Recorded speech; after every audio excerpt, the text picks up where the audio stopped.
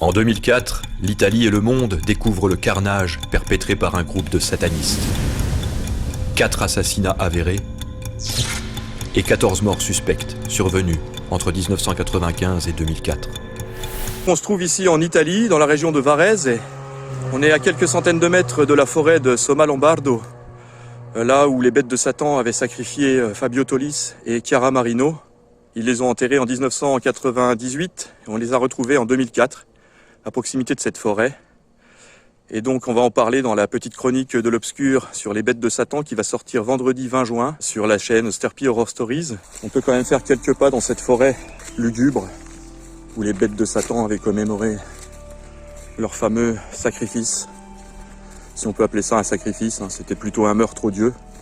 La presse avait même considéré que c'était l'un des pires crimes qui s'était passé en Italie. Vous allez voir que c'est pas la seule chose dont on les a soupçonnés. Les 14 autres meurtres et suicides suspects dont ils sont soupçonnés, on n'a pas pu les prouver, mais ceux qu'ils ont commis ici dans ce bois, c'est ce qui a révélé toute l'histoire que vous allez découvrir dans la chronique. Vous verrez que dans les chroniques, il y a aussi pas mal d'archives journalistiques. C'est des mecs qui écoutaient du métal, qui prenaient de la drogue, et puis qui croyaient en Satan. Mais Satan, c'était surtout un prétexte pour commettre des atrocités sous les effets de la drogue. Ils se rendaient plus bien compte de ce qu'ils faisaient, les gars. Et c'est arrivé dans cette forêt. On est à 25-30 km de Milan. Alors c'est vraiment par hasard que je me trouve dans cette région. Donc je viens de terminer la chronique en fait il y a à peine une dizaine de jours. Et puis j'ai été embarqué dans un voyage organisé. Il se trouve qu'on est à une trentaine de kilomètres de Milan et que l'hôtel où je me trouve se trouve à seulement quelques kilomètres de la forêt de Somma Lombardo. Donc je me suis éclipsé quelques instants pour venir tourner ces images parce que je trouve quand même que c'est une coïncidence incroyable d'avoir écrit cette chronique et puis de me retrouver ici en Italie à l'endroit où justement les événements se sont produits.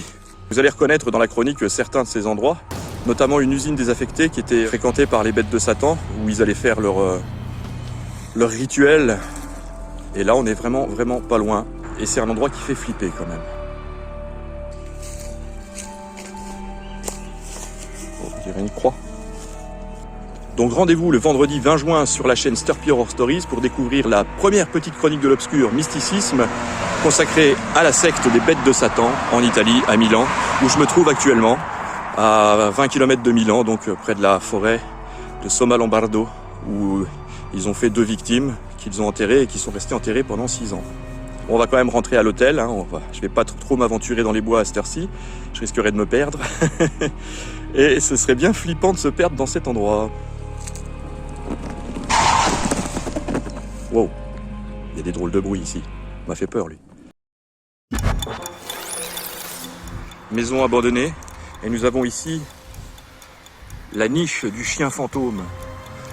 Le chien que les habitants de la région prétendent entendre hurler la nuit à la mort. À la pleine lune. Oh non, plutôt les jours de nuit sans lune. Ouais, on va dire ça comme ça. Je crois que j'ai découvert une trappe secrète. Une trappe secrète. Allez savoir où elle mène. Oh, ça fait flipper ça. Il doit y avoir un truc en dessous.